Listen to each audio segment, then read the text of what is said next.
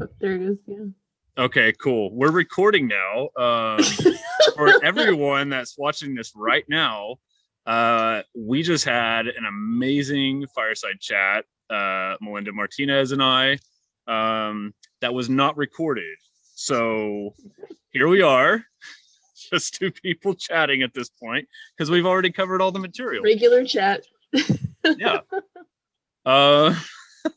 So what we're going to do is do our speed round of questions, and then maybe we'll circle back to let me click that close, and we'll circle back to maybe a little bit about what you do. Okay. All right. So if you could go back in time, this really isn't a speed question, but it can be. If you could go back in time, what would you say to your teenage self? I thought about this, and I always like double guess or second guess myself, and I'm never very confident in my answers, especially like that's how I was in school. And so if I would go back, I would just just say whatever's on your mind and just say the answer that you think it is because it definitely is. No, that's great. So, yeah, that's good advice. I like that. Okay. And if your older future self that doesn't exist yet, at least not in this universe, could go back in time, what would you like them to be able to tell yourself? Oh, that everything is going to be okay and I actually will be successful. Yeah. All right. That would be like a nice reassurance. Yeah. So just keep like doing what you're doing. It's going to work out. Yeah. All right. Cool. That's what I tell myself every day. And I have no confidence, but let's just keep going with it. Okay. Now these may be a little bit more rapid fire. Okay. What is your favorite childhood and or present cartoon? Oh man, I grew up watching The Simpsons. So yeah. That is it. Okay, cool. If you could be one cartoon character, what would it be? Who would it be? Is it from my favorite cartoon or is it doesn't have to be, no.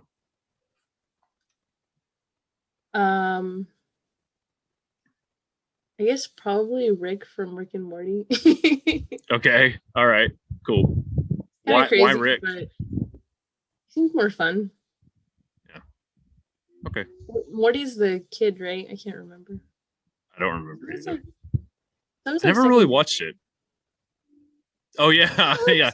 You need to take the advice of your what you would give to your teenage self. Don't second guess it. Just go with it. Yeah. Well, that's why I would rather be Morty. Like he's got all the fun. He's just like doing whatever he wants. Yeah, that'd be nice, huh? If your life was turned into a movie, who would you want to play you? Oh man, I thought about this also, and I can't remember her name. There's this Mexican actress. She's. I'll look it up. Okay. I think it's Kate. No. Yep, I was right. Kate del Castillo. Man, she is awesome. Okay. What's she in? Is she in like any movie, like big movies, or is she kind of lesser known? She's like more soap opera, like Spanish soap operas.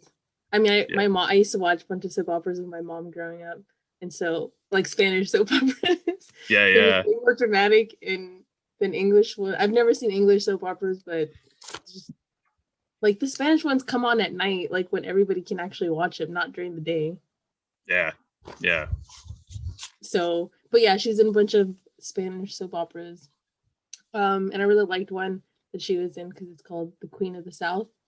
But she's like the queen of drug lords. Oh, awesome. Okay, yeah. But yeah. Okay, cool. I guess that one. Okay. What genre would your movie be? If there was a movie about you, what genre would it be? I think it'd be like some sort of combination between comedy and drama. Because sometimes I get myself into like really strange situations. And I don't realize you're just busting in the forest or like in the city or Yeah, it's mixture? somehow I do. I don't know. So comedy drama. Okay, cool. What book are you reading now, or the last one you read? I'm reading How to Talk to Strangers. Oh, really? That's cool. Yeah. It's pretty interesting. Yeah.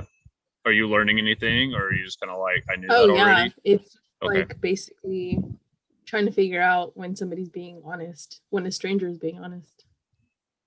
Yeah. Okay.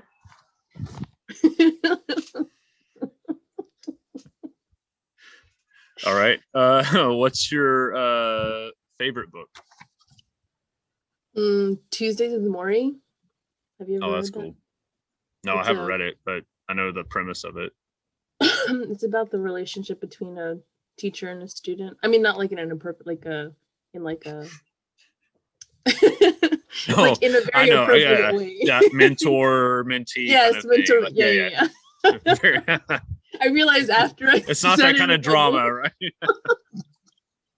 It's a really intriguing relationship about a student. Oh, that's awesome. All right. So that's your favorite one, though. That's my favorite book. Yeah. Okay, cool. Very appropriate. Okay, who's your favorite scientist? Favorite scientist, like current. No, it doesn't matter. Favorite scientist? I kind of want to say like my undergrad mentor. Mm. Name's Ken Dutton. He's like kind of crazy because it's like he never sleeps. He's like always publishing, always doing research, and yet he still has time to, mentor students like me when I was like 20 years old, Yeah. undergrad. It's crazy. Wait, was that at A&M Corpus? Is that right? No, that was at University of Texas. Okay. That's where Oh, so you went to UT, and then you went to Corpus Christi. Yeah, so University of Texas is my bachelor's, and then Corpus is my master's. Okay. Okay, and now you're at NC State. Okay. Yeah. Yeah. All right. Who has been most influential in your life, personally and or professionally? Well, I think so professionally, Ken Dutton, what I just mentioned. He's just my favorite person. Like, yeah. Professionally, yeah. And I guess my current advisor too. He's not, I guess, definitely. He's very supportive, so. You have to say it. You have to say it. And then you covered it. I know. Let's hope they haven't read your current book that you're reading. All right. Wait, I go ahead. tell you my life personally. No, yeah. I'm so sorry. I know. Rapid fire. Okay, that's it. Wait, who was your? I said my mom. Oh, I missed it. Sorry. Strong woman. All right, cool. That's great. And it is Women's History Month. So. Oh, is it? I wanted to say that too. Yeah. March is Women's History Month, and so this month I actually have booked primarily women scientists to kind of highlight that and promote, the fact that there are amazing women scientists, and I feel like, don't you feel like is it like, I don't know the data behind it, and I don't know if it's because I live in like the wonderful, glorious bubble of science Twitter, and so maybe I just follow a lot of positive people and shut out the kind of shitty people on Twitter. But like, I do just feel like there's just such a huge regime shift, kind of out with the old white male and in with beautiful variety of people. Do you feel like that's happening? I think so too, but I don't know. I also do the same thing on my Twitter. Like, I definitely filter out bad people. So Yeah. I would hope so. Yeah. Yeah, me too. Okay. Cool. Do you have a favorite quote? I do. So I actually have it on my desk. Okay. Okay, I'm going to read it because I'm going to mess it up. It's a quote from 1886 from somebody named Shaler, and I can't find it anymore, but so it goes, there is no other case in nature, save in the corals, where the adjustment of organic relations to physical conditions is seen in such a beautiful way as the balance between growing marshes and the tidal streams by which they are once nourished and worn away. Oh, isn't it beautiful? Damn, that's pretty good. I like that. Yeah. That's deep. Yeah. Well, it definitely It's speaks true. to you for sure. Yeah, it is. But I mean, wetland ecologist, hello. But no, that's really super good. I like that. Who was that by, you said? Shaler. Shaler? Okay. I don't know the first name. I saw it. So back then, like early on when people did publications, you were allowed to have quotes, like philosophical quotes like that with included in the publication. And that was one that I found. Oh, okay. And like whenever I was doing my literature review, like during my master's. And so Yeah. I actually put that in my thesis book because I loved it so much. And I always have it because it's just, I don't know, it's just so beautiful. Yeah. No, that's cool. I like that. I like that you have a story to go with it too. Like it's part of your life. It's not just a quote. Yeah. Okay. Do you have time? Like we can go back over some of this? Okay. For those of you who missed, which is everyone because I did not have this recording, we are talking with the wonderful Melinda Martinez. And I'm going to read my bio again. It's already spoiled. You've already heard it, but they haven't. So here you go. Melinda Martinez is a wetland ecologist and PhD candidate at North Carolina State University. And Melinda is a certified, I'm going to say it again, sorry. She's a certified tree fart scientist, a distinction she will proudly claim.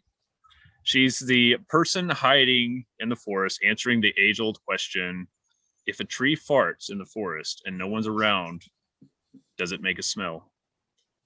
Melinda is featured on the 100th episode that I highly recommend you listen to of Tumble, a brilliant science podcast for kids and people like me. And I could not be more excited to be out in the fresh tree-smelling air for this chat with her. Melinda, my new friend, welcome. That's the bio. I love that introduction. Yeah, thanks. Especially like I put effort into these. Yeah, good job. Thanks. These are the kinds of things that keep me up at night. While you're out like figuring out, what's causing climate change, I'm like, oh, how do I introduce the person who's figuring out how to stop climate change, So. Oh man, that is not what I think about. What I think about is like, okay, like I've got a timeline and I have to defend in May. That's what you feel. So you're defending this May? Yeah, this May. Awesome. Well, if I can finish on time, that's so cool. I think I can. Oh well, yeah. Are they making adjustments to that? Do you know, like with everything? I have to keep moving because the sun is just like killing me. It's okay.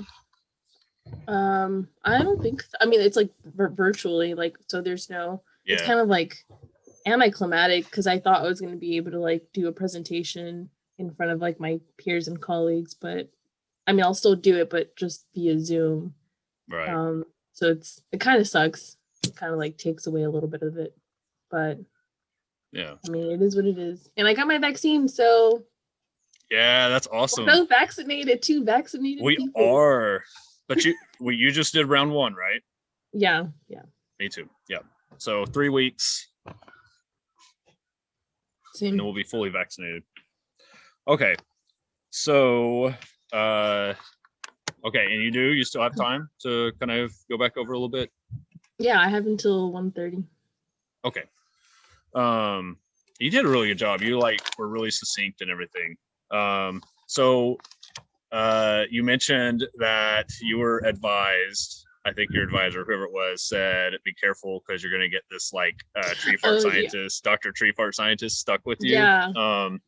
So we did kind of mention that, but kind of just briefly go over again, like what you do in your research.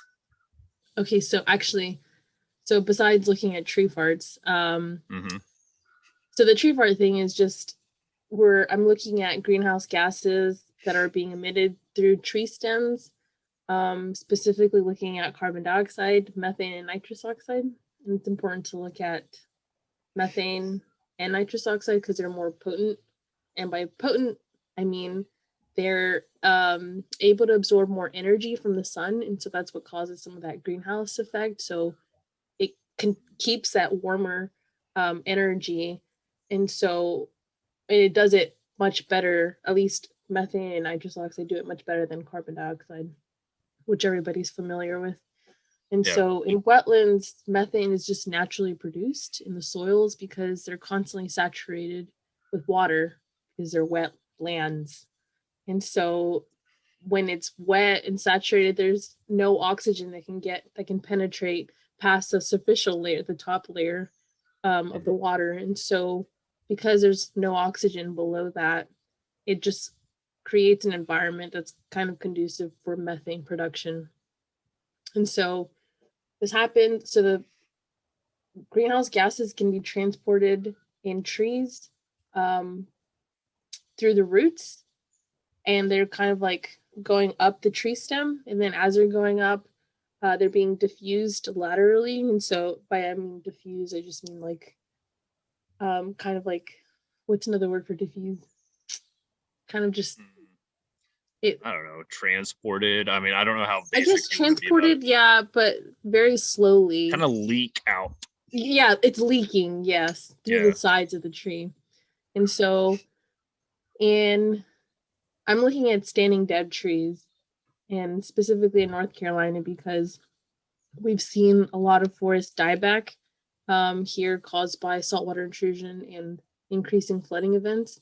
And so it creates a bunch of snags, which we call ghost forests. And so it's causing this rapid transition, but all these snags are left behind. And so we want to see what greenhouse gases are being emitted from the snags, because it could come internally due to heartwood rot, or it can still be coming from the soil being kind of transported, not physically because they're dead, but just slowly through a concentration gradient. Yeah, no, that makes sense. No, I was thinking too, as we were talking about this earlier, round one, no recording. Like, so, you have like that heart rot. So you basically have like pockets sometimes, because it's not always going to be rotted all the way through. So you think of it like a snag where like a raccoon could go up 10 feet and then go in a hole. Sometimes it's sealed, essentially, right? So, it stands to reason too that, like, I mean, for one, these are like you're essentially describing to me like a chimney stack for greenhouse gas, right? To go up from the soil and whatever. And like, so it we talked about this a second ago too, but about like when people will use a increment borer, a tree borer, right? And they tap into it and then they light the end of it because of the methane coming through, and it like has a fire and everything. Like those, that makes sense to me now. I think like hearing it the second time, I get it. And but yeah, I mean, like, there are these reservoir trees are basically serving as pipelines from the soil up. Yeah, and I didn't get that the first time exactly, but yeah, that's really cool. Yeah, and so the reason you can light up the tree borer, at least if it stays lit, is just because there's so much methane in that area inside the tree that you had just drilled into, more or less. Yeah, and that's wild to me. That's because it happens in uplands and wetlands, but more so in wetlands. Yeah. What's the difference? So like why do wetlands do it and why do uplands still do it? It makes sense of wetlands for me, all the extra methane, but why upland? So in uplands, you could still get heartwood rot in trees, but you wouldn't know because you can't see it. But in upland trees, it could also be that some of the roots can be really deep, tapping into more like zero oxygen ecosystems further down, so it's producing methane and then still being transported up. But because it's as opposed to like trees that have shallow roots, in uplands, you're not going to have very much methane in the shallow layer because there's a lot of like the soil is very well aerated, so there's lots of oxygen, and so the methane that is produced deeper in the soils, or that can potentially be produced deeper in the soils, is just oxidated and converted to CO2 before it even reaches the surface of the soil. Okay. No, that's good. That's such a good explanation. Yeah, and then like in the wetlands, you describe that just a little bit too. Like why is there so much methane in a wetland? Briefly, well, you don't have to go into like, wet. Yeah. Okay. Yeah, no, because it's always wet, and so because there's no oxygen getting down into those soil layers, it's also what like slows down decomposition of organic matter because it can't decompose very quickly when it's constantly saturated. But that's also how you get methane. And then in wetlands, especially, like wetlands plants have evolved to kind of get oxygen, especially like plants that are inundated for long periods of time. They've got mechanisms to transport oxygen down to the roots. But through the same like pathway, methane produced in soils can come back up. So it's like a two-way street. That's really cool.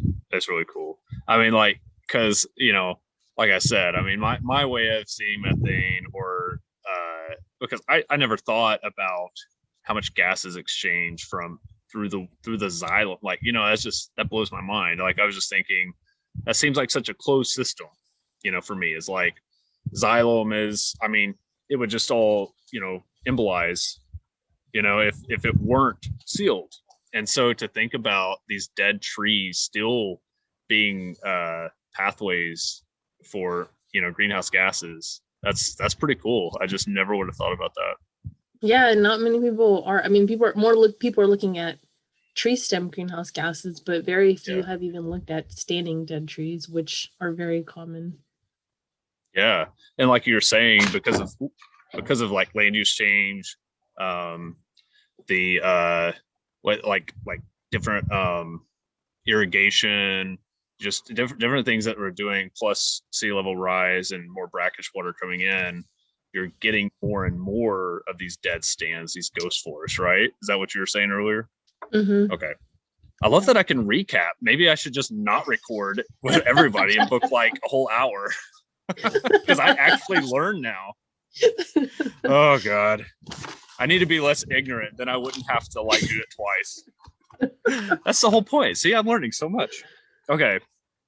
So, this just for everyone else, because I already learned this. We're kind of halfway into it anyways.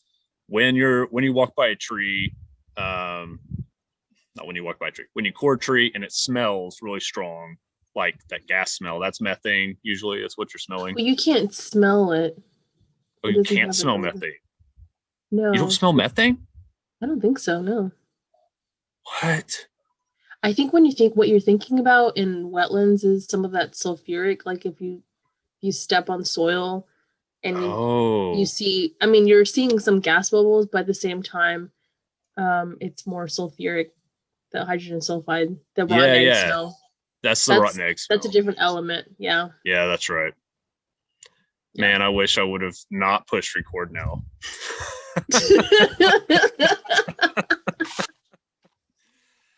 The whole purpose of this is to normalize ignorance, right? Like we're all trying to learn. And gosh. Well, that was fantastic. Oh, okay. Let's move completely away from anything before I just look dumber. So you already told me these, but they're great. Please tell me again your favorite tree. Oh yes, the Rainbow Eucalyptus. I first saw it when I was in the I used to volunteer at the botanical gardens in Miami, and they had one there, and it's just so gorgeous. Like it's got the bark has got several different colors. It's like neon green, neon pink, and purple, and it's all like just beautifully laid out all over the bark. Yeah, that's awesome. I love those. Like I said, it's so weird to do it over again. I know. This is scripted now. But yeah, I mean, it's like, yeah, I'm not even going to say it again. It's okay. You've got lots of favorite trees. That's what you said. Oh, yeah. Thank you. You say my lines too. You just say my lines too. That would be great. I'll just have the conversation both ways. My job from here on out is only to post the video. I'm not doing anything else. You do everything. Okay, favorite fireside food and beverage. Oh yeah, okay, so I like hot dogs over a fire. And then for beverage, I love a good old fashioned. Just anytime. It doesn't have to be by fire. And what did I say? You've never had an old fashioned before. No, I've had old fashions, not by the fire. Oh, I thought you said you hadn't had an old fashioned. Oh, no, yeah, no, I've had old fashions, just not by the fire. Yeah. Oh. But you're saying that's where it's really good at. Yeah. Well, I also got really good at making old fashions during the pandemic. Yes, because the pandemic, I got this one. I remember what I said. Pandemic has turned many people into bartenders, right? Yes. Yeah. Okay. Oh, this is so annoying. It's really not. It actually makes it more fun. Okay. Okay. Let's just do this last one, if that's okay with you. And again, which is, I just put it up and I forgot what it was. Oh, just kind of say again, like why do you do what you do? Why or study what you do? Not make old fashions. We know why you do that. Like, you know, that makes sense. But why wetlands? Like, why is it that's your thing? Okay, so it actually started off first as seagrass ecosystem. So this is not what I told you. Okay. But I did a study abroad field work in Mexico, looking at seagrass ecosystems along the Yucatan Peninsula. Okay. And then from there, I was just fascinated. And then I started working in wetlands. So it's like adjacent to seagrass. And then I think I just really like wetlands because they're generally undervalued by the public because they don't really fully understand what these wetland ecosystems provide for them. Or they don't even know what a wetland is. Or most people don't know what a wetland is. My parents don't know what a wetland is. Sure. Yeah, people, I mean, we don't live by wetlands, generally speaking. We drain them, right? And then we move there. Like, that's what people have done. Yeah. I mean, wetlands can be inland too. It's like if you think about like river, like the floodplain of rivers, that is considered a wetland too. It's freshwater. But I think I've just been fortunate enough to experience different types. So I've worked in Texas salt marshes, and then the Florida Everglades, and then now here looking at freshwater forest and wetlands. That's so cool. In North Carolina. Okay, I don't even remember what was recorded and what was not recorded at this point. Now I don't remember it. I think we got close to the record button. Let's see. It's still going. Okay, we're good. All right. I've asked you now every question, some of them twice. And yeah, this has been really good. Thanks for chatting with me. If people want to reach out to you, what's the best way to do that? I think on Twitter. Okay. Probably the best. And then if you want more, just message me. I'll give you my email. I just don't want to get bombarded with emails. No, that's understandable. We all have enough emails as it is. So yeah, and I'll post that, but it's at Wetland_Melinda. That's on Twitter. So it's been nice getting to know the person behind the Twitter handle, which is like the whole gist of this. Like, it's so cool to get more connected and to meet interesting, cool people. Yeah, I think so too. Yeah, I guess that's it. This has been great. I've enjoyed it a lot. twice. This is twice as good as the others. Twice as good. I'm so sorry about that. But thank you for dealing with that. And the nice thing is, at least we haven't had the lag this time. So yeah, I know. I thought about that too. I was like, it's much better now. Yeah, I planned it. It's okay. You clearly. I can hear you clearly. That's good. All right. Well, thank you so much, Melinda. It's been awesome. Maybe at some point in the future, we can have an old fashioned around the campfire. Yeah, that would be great. All right. I know. It's so exciting. Okay. Well, in a month we can do that. Yeah. All right. Take care. And thank you so much for coming on twice in one day. Okay. Yeah. All right. No See ya. Bye. Bye.